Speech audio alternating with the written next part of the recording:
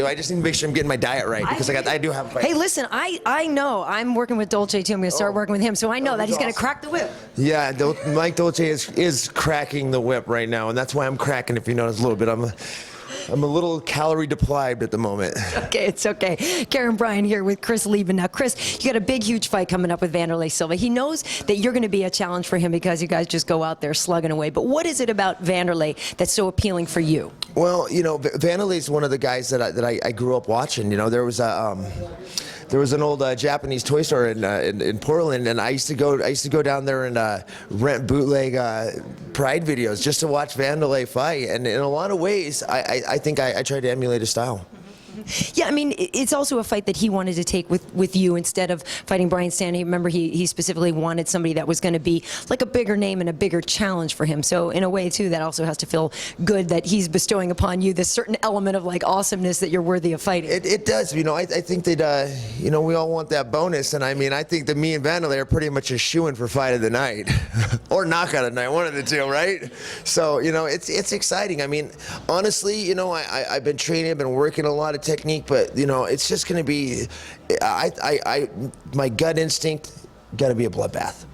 All right, well, that's why the hair at least matches. They say to get a red washcloth to soak up blood around the house. Yeah, there you go, right?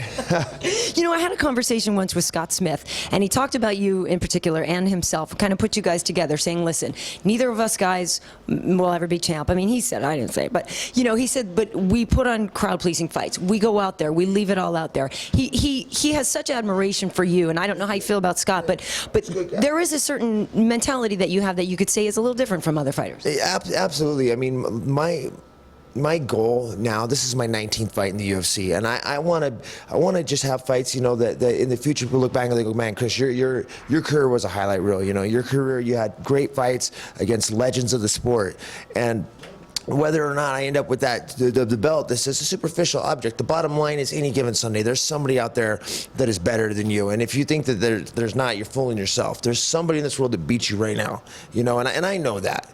And I would love to have the belt, but, you know, right now where I'm at, more than that, I just want to have great fights, put on great shows, and, you know, continue to win and continue to grow as a martial artist.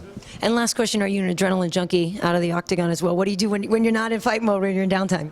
I ride dirt bikes.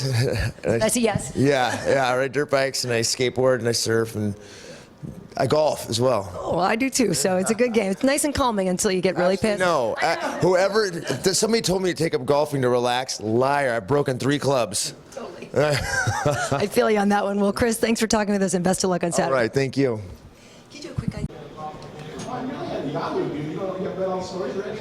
A lot of people online check it out. I'm sick of wasting energy about that cat. You know, I've said my piece. You know, disrespect the person's wife or family or girlfriend or anything at all. And as a man in this sport, mixed martial arts, you can be a professional. Like he was unprofessional and really just one of the icons in the sport.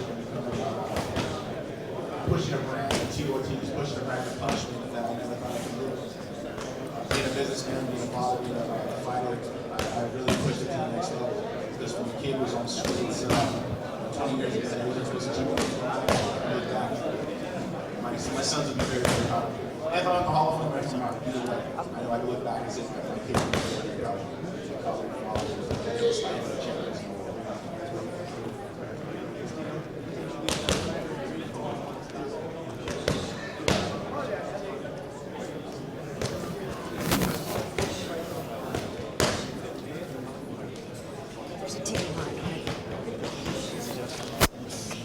Tito Trio.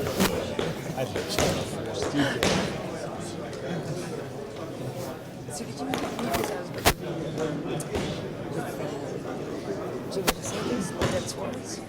What was that? I don't know, I'm reading it right now. Yeah. I just caught a little bit of it, but then right. We just got pulled in.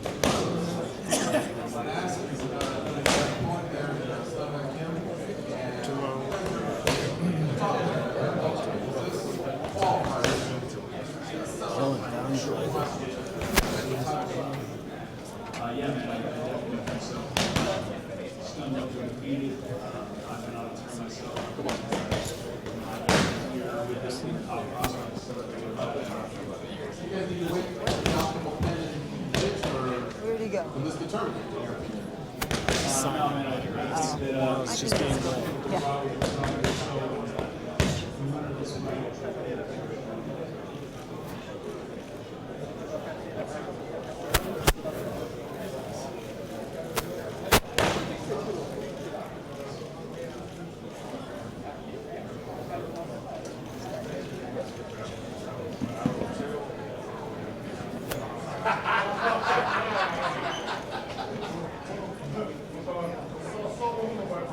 No, no, uno. Ah, ok.